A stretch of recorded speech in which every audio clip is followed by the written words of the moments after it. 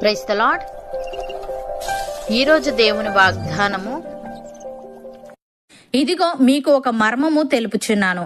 మనమందరము నిద్రించము గాని నిమిషములో ఒక రెప్పపాటున కడబూరం మ్రోగగానే మనమందరము మార్పు పొందుదుము. కొరింథీయులకు రాసిన మొదటి పత్రిక 15వ అధ్యాయము 51వ వచనము.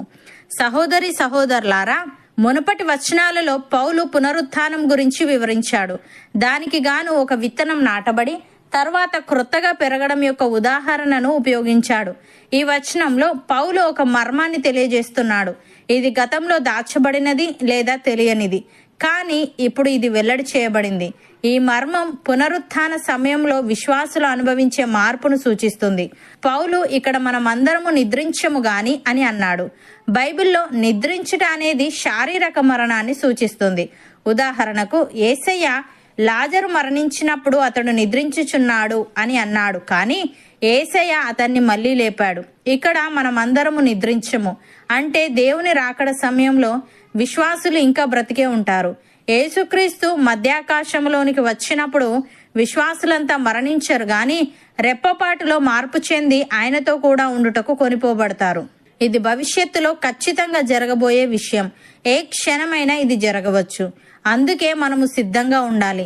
భక్తుడు ఈ విధంగా అంటున్నాడు, మన పౌరస్థితి పరలోకమునందున్నది. అక్కడ నుండి ప్రభువైన యేసుక్రీస్తు అను రక్షకుని నిమిత్తము కనిపెట్టుకొని ఉన్నాము.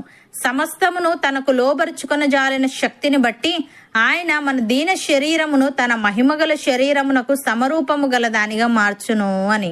ప్రియులారా, మీరు క్రీస్తుతో కూడా లేపబడిన వారైతే పైనున్న వాటినే వెతకుడి. అక్కడ క్రీస్తు దేవుని కుడి పార్శ్వమున కూర్చుండి ఉన్నాడు. పైనున్న వాటి మీదనే గాని భూ సంబంధమైన వాటి మీద మనస్సు పెట్టుకొనకుడి. ఏలయనగా మీరు మృతి పొందితిరి, మీ జీవము క్రీస్తుతో కూడా దేవుని యందు దాచబడి ఉన్నది. మనకు జీవమై ఉన్న క్రీస్తు ప్రత్యక్షమైనప్పుడు మీరు ఆయనతో కూడా మహిమ యందు ప్రత్యక్షపరచబడుదురు. అపోస్తలుడైన పౌలు కొరింథీయులకు వ్రాస్తూ ఈ విధంగా అంటున్నాడు, క్రీస్తు మృతులలో నుండి లేపబడి ఉన్నాడని ప్రకటింపబడుచుండగా మీలో కొందరు మృతుల పునరుత్థానము లేదని ఎట్లు చెప్పుచున్నారు? మృతుల పునరుత్థానము లేని ఎడల క్రీస్తు కూడా లేపబడి ఉండలేదు. మరియు క్రీస్తు లేపబడి ఉండని ఎడల మేము చేయు ప్రకటన వ్యర్థమే, మీ విశ్వాసమును వ్యర్థమే. దేవుడు క్రీస్తును లేపెనని ఆయనను గూర్చి మేము సాక్ష్యము చెప్పి ఉన్నాము గదా. మృతులు లేపబడని ఎడల దేవుడు ఆయనను లేపలేదు గనుక మేమును దేవుని విషయమై అబద్ధపు సాక్షులముగా అగపడుచున్నాము. మృతులు లేపబడని ఎడల క్రీస్తు కూడా లేపబడలేదు. క్రీస్తు లేపబడని ఎడల మీ విశ్వాసము వ్యర్థమే, మీరింకను మీ పాపములలోనే ఉన్నారు. అంతేకాదు, క్రీస్తునందు నిద్రించిన వారును నశించిరి.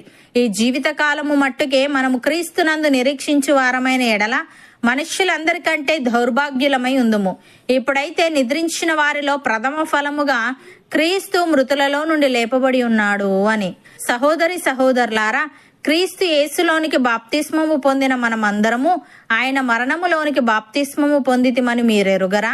కాబట్టి తండ్రి మహిమ వలన క్రీస్తు మృతులలో నుండి ఏలాగు లేపబడెనో అలాగే మనమును నూతన జీవము పొందిన వారమై నడుచుకున్నట్లు మనము బాప్తిస్మము వలన మరణములో పాలు పొందుటకై ఆయనతో కూడా పాతిపెట్టబడితిమి. మరియు ఆయన మరణం యొక్క సాదృశ్యమందు ఆయనతో ఐక్యము గలవారమైన ఎడల ఆయన పునరుత్థానం యొక్క సాదృశ్యమందును ఆయనతో ఐక్యము గలవారమై ఉందుము. అవును అన్నవారు నాతో పాటు ప్రార్థనలో ఏకీభవించండి. పరిశుద్ధుడా, ప్రేమగల తండ్రి, మేమందరము నిద్రించము గాని నిమిషములో ఒక రెప్పపాటున కడబూరం మ్రోగగానే మార్పు పొందుదమని, ఇది భవిష్యత్తులో ఖచ్చితంగా జరగబోయే విషయమని, ఏ క్షణమైనా ఇది జరగవచ్చని మేము సిద్ధంగా ఉండాలని నీవు తెలియజేశావు. తండ్రి, నీకు స్తుతులు. దేవా, మా పౌరస్థితి పరలోకమందున్నది గనుక అక్కడ నుండి నీ కొరకు కనిపెట్టుకొని ఉంటూ నీవు ప్రత్యక్షమైనప్పుడు మేమును నీతో కూడా మహిమయందు ప్రత్యక్షపరచబడుటకు సహాయము దయచేయమని, నీ యందు ఈ నిరీక్షణ పెట్టుకొనిన మేము నీవు పవిత్రుడవై ఉన్నట్టుగా మేమును పవిత్రముగా జీవిస్తూ నీ పోలికలోకి మార్చబడుటకు కృపచూపుమని, మా దీన శరీరమును నీ మహిమగల శరీరమునకు సమరూపము గలదానిగా నీవే మార్చమని యేసుక్రీస్తు నామమున ప్రార్థిస్తున్నాము తండ్రి. ఆమెన్.